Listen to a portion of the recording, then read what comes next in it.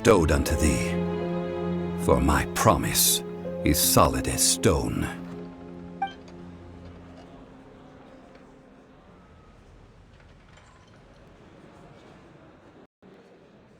How sanctimonious. What? So you're the Lord of Chio? No, wait! That's an exciting twist and all, but why give the Gnosis to the Fatui? I do not give it for free. I give it as agreed upon in the contract, for it is a matter solely between the Tsaritsa and I. Yeah, you don't think you went a little bit too far with that whole fake death thing? Everyone was preparing the ceremony for you, and splat! This big dragon falls out of the sky, and all of Liyue goes into an uproar. Talk about a disaster. Gathering all the forces that had been bubbling behind the scenes, and then stirring them together in a pot that was bound to boil over. That's what he wanted to see, am I right? Wait, what? Perhaps it's best that I explain. As you know, I've dwelt upon this world for more than 6,000 years. I witnessed the founding of Liyue, together with the Adepti 3,700 years ago. Even boulders that can withstand whirlpools will erode with the passing of time. I kept convincing myself that cracks had not begun to form, and that the end of my time had not yet come. Until one drizzly day, as I was strolling along the harbor, I heard a merchant tell one of his workers, "You finished your duties. Go ahead and call it a day." I stood motionless among the crowds, asking myself, have I already finished my duties? Oh, Zhongli. But as I began to consider relinquishing my divine role, I soon discovered that many reasons still remained to not hastily depart. Was Liyue, the city I had dwelt in for so long, already prepared to enter its next age? I decided that a test was needed in order to reveal the answer. So I feigned my own death, and gathered the cast of Child, the Adepti, and the Liyue Qixing to play their roles together on the stage that was Liyue. That's right, which is why I continued to safeguard the Gnosis until now. So you mean that if the chaos ever reached the point of no return, you would simply appear and use your divine powers to bring Liyue back under control? Of course, and it would have been all too easy for him too. Just as a child quickly matures after losing their parents, so has Liyue matured when faced with the death of its deity. I was pleasantly surprised with the finale of the show that you all put on. Why, you even deserved an encore. The Adepti deserve the greatest applause, considering their years of seclusion. They hardly recognized the city, yet faced with such a crisis, they exerted the greatest amount of restraint. Not only did they manage to cooperate with the Qixing, but in the end, they even tried to understand the heart of the people. And hats off to the emissary dispatched by the Cryo-Archon to fulfill our contract, Signora. She managed to keep everything she knew in strict confidence, far from the eavesdropping ears of her colleague Child, just as I had requested. All the while, I carried on as Zhongli, and fulfilled the traditions of Liyue in this mortal form. Thank you for walking that path with me, traveler. These things were all a part of my script. The only unforeseen plot twist was the conduct of the Liyue Qixing. I had expected them to do no more than the Adepti, to come to the defense of Liyue. But when all was said and done, they seized the opportunity to supplant Liyue's divine protectors, and used the subsequent power vacuum left by my death to quickly gain complete control of Liyue. Huh? That doesn't sound good at all. On the contrary, I think it is excellent. I had always feared that it was too soon for them to take over from me. and it was also that which I longed for the most. As such, this is the best parting gift anyone could have given this god of old. Hey, what about me? Doesn't anyone feel the least bit of remorse for deceiving me? You've practically kept me in the dark! I think that thanks would be more appropriate.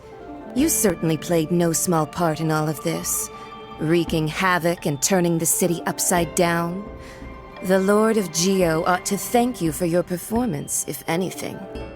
If you hadn't created the pressure of a battle between mortals, adepti, and a god, the lump of coal resting in the hands of the Geo-Archon, Liyue, would never have been able to become a dazzling diamond of a city. Huh? Just whose side are you on, mocking me like that? Are you itching for a fight? Be that as it may, you've come out of this as the hero of Liyue. I, on the other hand, will be forever prescribed as a disturber of the peace, no? Well then, with the Gnosis in my possession, I have no use for such idle chatter. We should return to Zapoljarny Palace and seek an audience with Her Majesty, the Tsaritsa. Come, child. Fine. I'll meet you there later. I'm not sharing a boat with the likes of you. Do as you wish.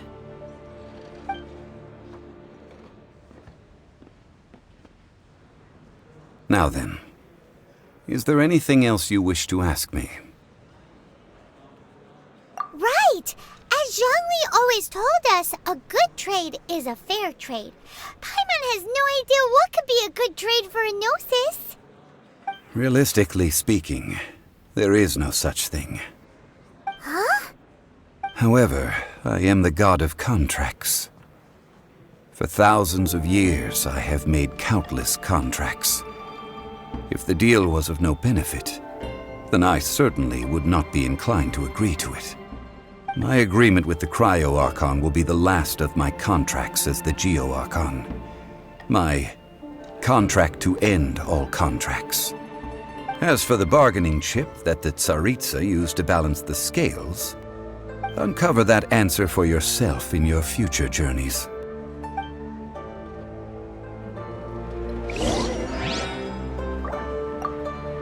Paimon can't absorb so much information at once. So, Zhongli, what sort of contract did you sign with the Cryo-Archon? Paimon's so curious. One of the clauses of our contract was not to divulge any of its contents. Ugh, you're so petty.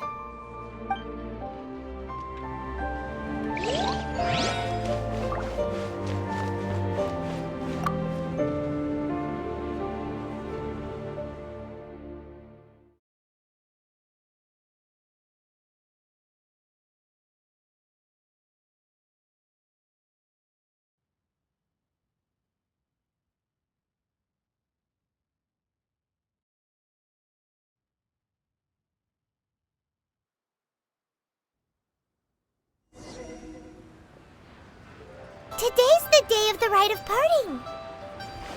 Although the star of the show is fake, we've spent so much time trying to organize it, it would be a real shame not to go there now.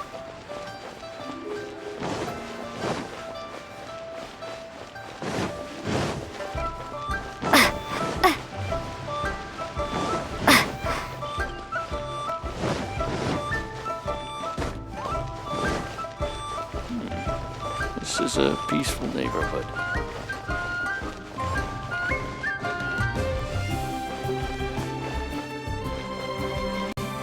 Oh, well, since we're going through with this rite of parting, I guess it means that those rumors hit the nail on the head.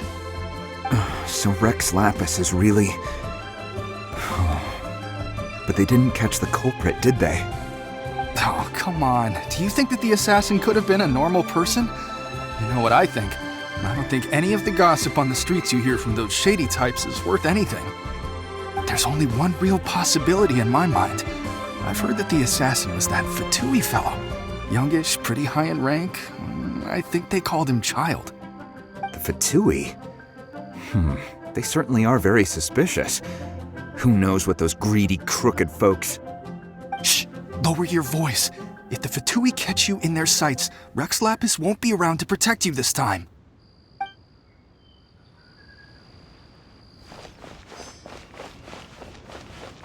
You know that god from the ocean couldn't have just shown up out of nowhere. I mean, it's been 2,000 years since Rex Lapis subdued it. Yes, and to think that this happened right on the heels of the incident with Rex Lapis, too. Say, do you think the person who assassinated our lord and released that evil god might have been one and the same? Now that you mention it, that's very possible. Yes, it's very possible indeed. I mean, it all fits together. That person must have colluded with the evil god to harm Rex Lapis. Oh, that wicked, black-hearted scoundrel. Still, what sort of supernatural prowess must this person possess to be able to do such things? I have never heard of such a person in all my years. Ah, forget it. Guessing's no use to us. Look, the Millilith over there looks like he's about to make an announcement. Let's hear what the Ministry of Civil Affairs has to say first.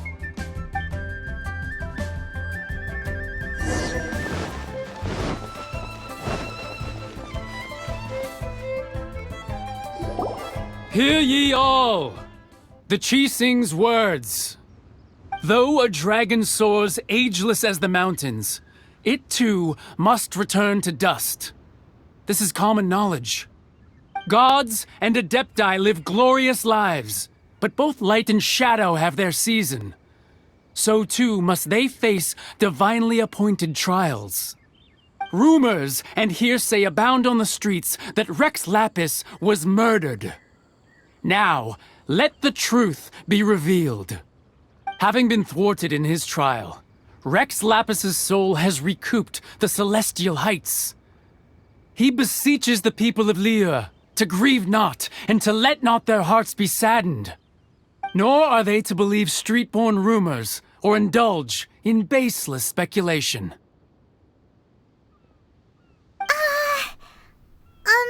Paimon needs a translation on what the Qixing's announcement said. So that's how they're spinning it. Something feels off. Why would they suddenly give up looking for the murderer? Not to mention how this excuse sounds like something they just made up on the spot. Could the Qixing already have known that Rex Lapis wasn't dead? But Zhongli said that neither they nor the Adepti knew anything. Did Zhongli tell them in secret after his gnosis changed hands? Exactly, right? Ooh, seems like the rite of parting has been going on for a while now. Let's go have a look.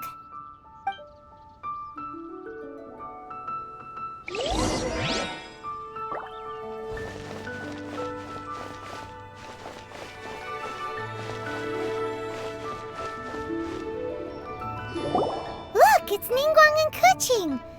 Are they saying something? Are there speeches over? As said previously, Rex Lapis's soul returning to the heavens is the end of the contract. And it is also the end of an era.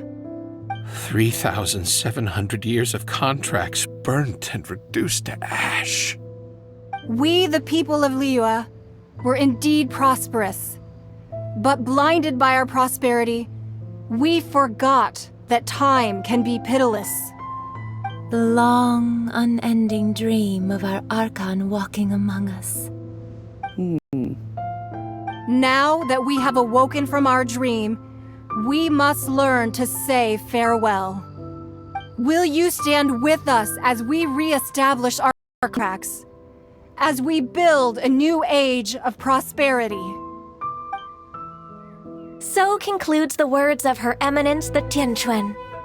Does Her Eminence the Yuheng have anything to add? Huh? Is she looking this way? Traveler. Yikes! She really is looking our way! Is that the traveler who they say defeated the ancient god? So young. The Liyue Qixing always repay their debts.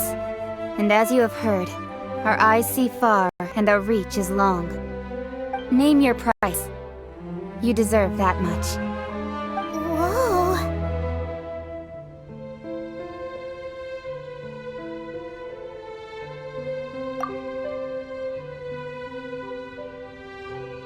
Well, could you help me put up some missing person posters?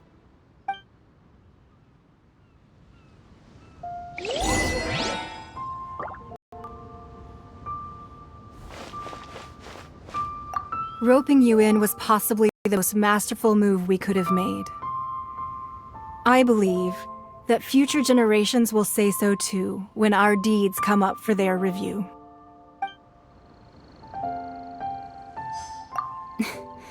Why, you...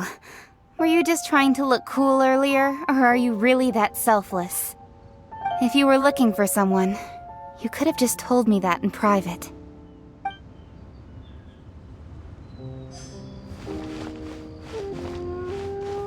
The cleanup of the premises, managing the crowds as they exit, making an account of the rite. There's much that remains to be done. I didn't miss anything, did I?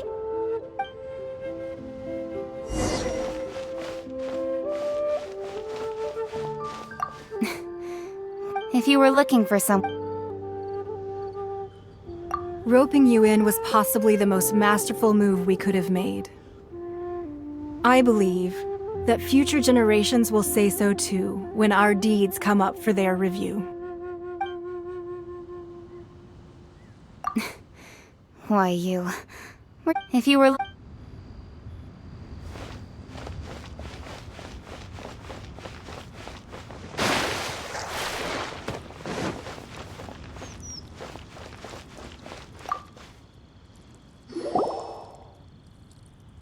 Hey, Zhongli! Look at this. Everyone in Liyue is caught up in their emotions, thinking that they'll never see Rex Lapis again. And here you are looking all relaxed. Why would I not feel more at ease after laying down the burden I have borne for 3,700 years? Right. If the two of you can spare the time, I should treat you to a meal at the Liyue kiosk. Ha! That sounds like big talk, Zhongli. Paimon might have believed you if you were treating us to some third-round knockout, but you'd have to pay out your nose just to stand in the Liyue kiosk. Are you sure you can afford it? You're right. I do like the Mora. As the Rex Lapis Morax, I can easily create Mora. But since I have chosen to walk this earth as the mortal Zhongli, I should abide by the same rules that mortals do.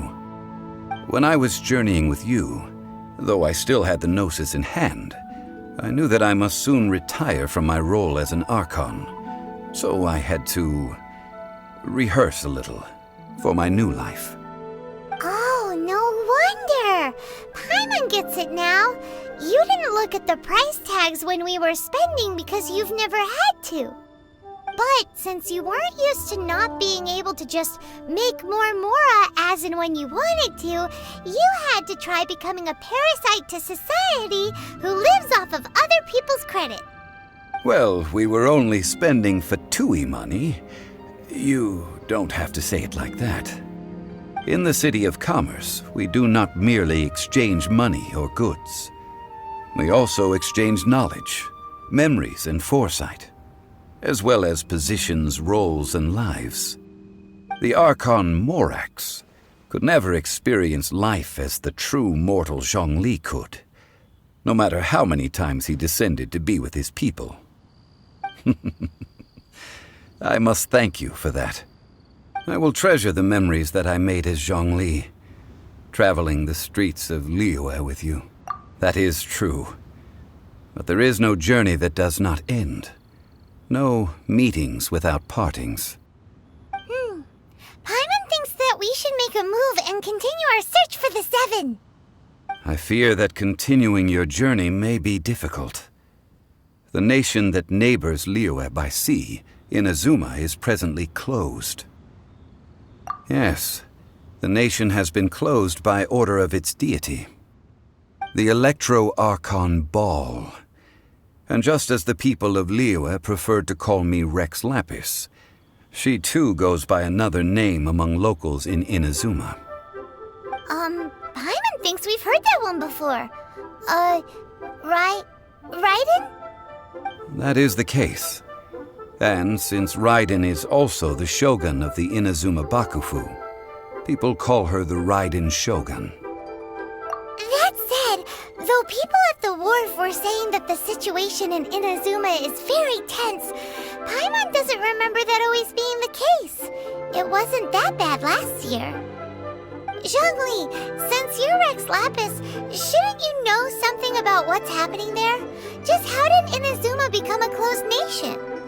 It's because of visions. Visions? When faced with circumstances beyond their control, humans often bemoan their lack of power. But if a person shows true strength of will at a desperate and fateful moment in their life, the gods will look upon them with favor. This is what visions are.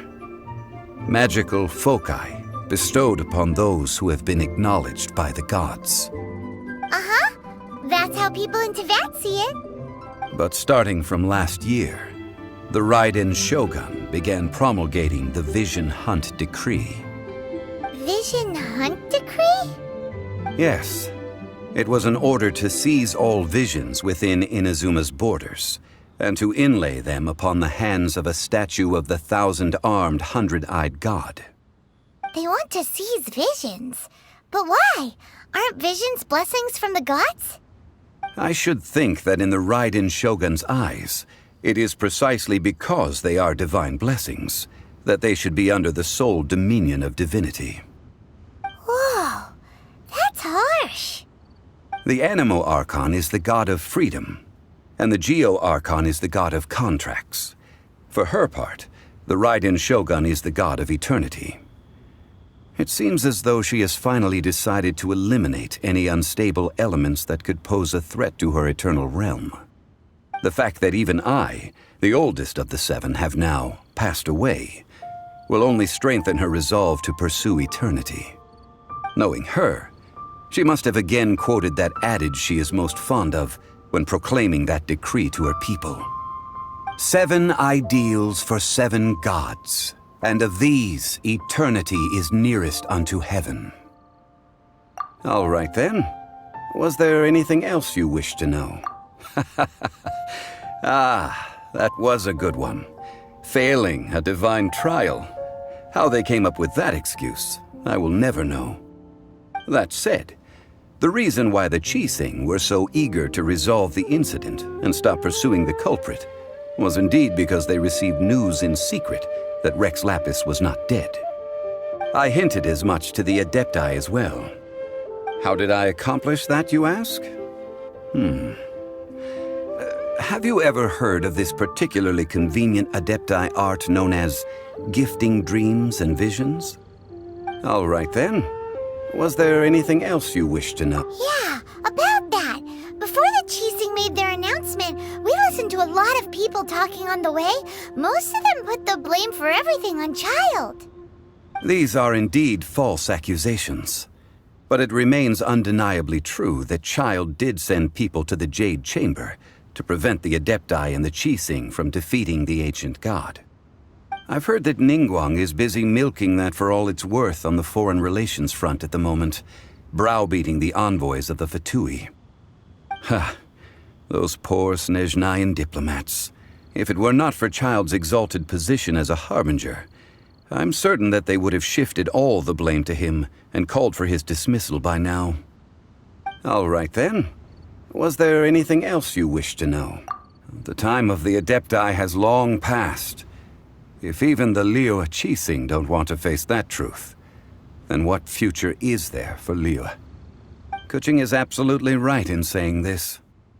Now, though I did laud Ningguang's desire for power, believing this to be a good thing, and thought as a matter of course that she must have been behind the Qixing's plan to take governing power over Liyue from the hands of the gods and Adepti, could the original person who brought up the idea of seizing power have been... All right then. Was there anything else you wish to know? That's right. Zhongli, now that you don't have your gnosis, what's going to happen to all the Mora in Teyvat? Since Morax is dead, Are they all just gonna disappear? Also, isn't the Golden House the only mint in the entire continent? Will it even continue to work? The Mora present now will not vanish. But the Golden House will indeed have to cease operations for a lengthy period of time, since creating Mora requires the use of the Geo-Archon's power. This is terrible! We're all about to run out of Mora! The world is coming to an end! Yes, this is indeed a major issue from a financial standpoint. Well, I suppose we'll just leave such troublesome matters to the Liyue Qixing to debate. Did you at least set some private funds aside for yourself? Oh, a private fund. This does seem like a good, logical, common-sense idea. It's a shame. What's a shame? It's a shame that I didn't think of it at the time. All right then. Was there... That said, I hinted as much to the Adepti as well. How did I accomplish that, you ask? Have you ever heard of this particularly convenient Adepti art known as gifting dreams and visions? All right then. Was there any... Well then, I suppose you'll have to find a way to get inside this closed nation. Have patience. I suspect that some serendipity must first come into play.